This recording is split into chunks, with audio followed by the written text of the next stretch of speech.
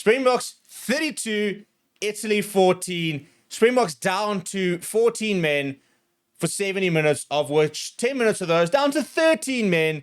And yet, look at that result. This team can handle anything that gets thrown at.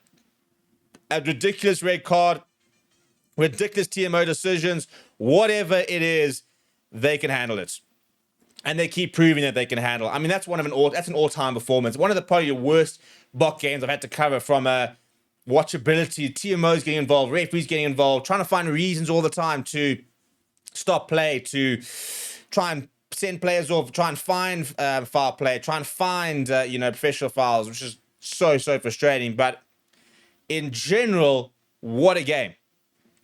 Not from a good to watch, but just the nerve from this box side to be able to get a result out of that kind of game is absolutely mental. Before we get into it, please do smash a like on the video. Please do subscribe to the channel as well. Let's go look at the timeline because it was absolutely ridiculous from the beginning. Franco Mostert, red card in 11th minute. Ridiculous red card. Absolutely ridiculous red card. First of all, there was an attempt to wrap. Second of all, I don't think it was even shoulder-to-head contact. And he's going down. There's mitigation. It should have been at the absolute most a yellow card, maybe a bunker review. But a straight red card, nonsense, absolute nonsense. And there's a reason why we feel like there's an agenda creeping up. Because a decision like that happens, and a decision later on happens as well, where we then go and say, well, why is this not happening the same way it happened to us? Where's the consistency? That's what we're asking. Where is the consistency? And as a result of the red card, we had to basically play checkers with our bench. 4 subs before the 30th minute. Bruno Kier replaced Ben Jason Dixon. We subbed both our props, and then we took off Edel van der Merwe and put on Andre Esterhuizen. I mean, at one stage, it was almost a little bit of panic. I'm still not entirely convinced it was all the right decisions to put some of those players on at that time. I mean, in the end, we got the result done. So I suppose in the end, you kind of sit there and say that maybe it did work. But I still think that maybe some of those subs were a little bit premature. That first half was a disaster. We were being out-scrummed. We were struggling. We were hanging on. Wet conditions. I mean, I think it was 16 handling errors at one stage in the game. So we still got the first points in the 34th minute through the boot of Handré Pollard. Then there was an HIA after that. We had a whole big discussion with the TMO before eventually Gerard Steenekamp was taken off. Pollard got busy. Added 3 in the 37th minute, and at half-time, Mark van Staden went over. Phenomenal run. I mean, he was about 6 meters out, carried half an Italian side over with him, and dotted down. So half-time at 10 points to 3, you're thinking, well, how? How have we managed to be in a situation where we were man down and at 10 points to 3?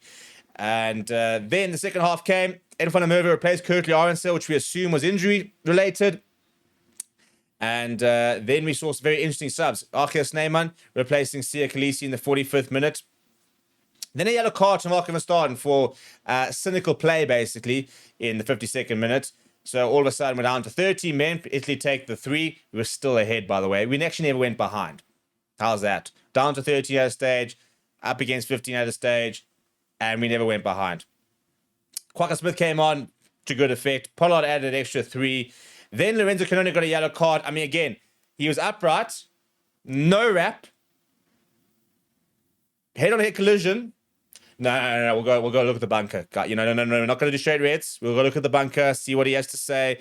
We're not going to spend time now looking at this like we spent 10 minutes looking at Franco Mostert. No. For this one, we'll just go and check and make sure that we'll let the bunker make this one, because we've already made one big decision, and we can't possibly make 2 big decisions, because then then we're going to be accused of bias. I mean, how that, yeah. But anyway, it didn't really matter in the end, and that's the main thing. So then all of a sudden, scrum on the 60th minute, Morne van den Berg off the back of it just takes it and decides, stuff all of this. I'm going to go direct straight over. He goes, gets the ball down as the extras. A few minutes later, try by Ange Capayuzzo. What a great line he ran. Goodness me. To the left-hand side, to the right-hand side, just ran an angle and completely took the space through into the corner. Phenomenal try by him. But we then saw Grant Williams replace Morne van den Berg, and we know what happens when Grant Williams and Marty Liebach come and tries happen. First of all, it was Marty Liebach in the 72nd minute, and then on the 79th minute, a little cross kick from Marty Liebach to Ethan Hooker, dots down, bang, there is the result. and 4 tries to 1, 3 conversions. Moneyball was actually prevented from taking his conversion after the whistle, after the final whistle.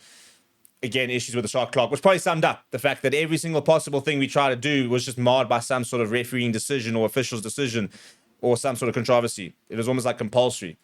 So if we look at some of the stats, 4 tries to 1, more carries, twice the amount of meters run. As Boks are still playing at times some very good champagne rugby, clean breaks, good passes, possession. But once again, the aerial battle was won by the Boks. Kane Moody with a couple of brilliant takes out the air. Ed van der Merwe with a couple of great takes out of the air. Damian Willemse was phenomenal today. Every single time Italy tried to kick in behind or try to catch us, he was cleaning up, he was marking things, he was getting the right positions. When he got the ball, bang. But I just want to look at this defense. We were man down for 70 minutes and 2 men down for 10 of those minutes. 93% tackle success rate. I mean, that was one of the best defensive efforts you will ever see. And that was basically, it kind of felt personal, to be honest. It felt personal. It felt like, well, you guys want to give us red cards. You're playing against us. We're going to go out and we're going to show you that we can cope. So it did feel very personal, to be perfectly honest. And that defense was incredible. Quite honestly incredible. In terms of some individual performances, I mean, I don't really want to single out too many, but Damian Willemse, fantastic. Marco van Staden, brutal. Cameos, Andre Estesen was good again. Edel van der Merwe was good. I think both number 9s did their job. Different jobs. Morne van den Berg, Hodge Pollard played to the conditions a bit more. Moneyball came on with Grant Williams and things opened up a little bit. A couple of big cameos. Kwaka Smith off the bench. I mean, we scored off that try because he absolutely nailed one of the Italian players from 5 meters out and forced a 5-meter scrum. So just so many different moments where players took it personally, stood up and said, stuff this. We're not going to actually just accept this. We're going to be the master of our own fate. We're going to control what we can control, which is our performance. And, you're not going to keep us down. We're going to do this. And we're going to find ways of winning. Even when we feel like the world's against us, we are going to find ways of getting the results. And today was exactly that. And I think a couple of people, for example, like Damian Willemse, people spoke about the fact early on this year that he needs to try and get back into that number 15 jersey. That is him on lock and key.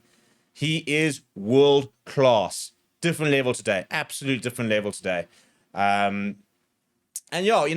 frustrating. And we're going to have to kind of dig deeper into it in the week in terms of the red card. I don't want to talk about too much now, but we've got to try and have a look at that because the inconsistencies are about the only thing that is consistent. And it's just we're losing our minds at trying to find out why are some incidents being treated so differently to the others. But let me know what you thought about the game down in the comments below.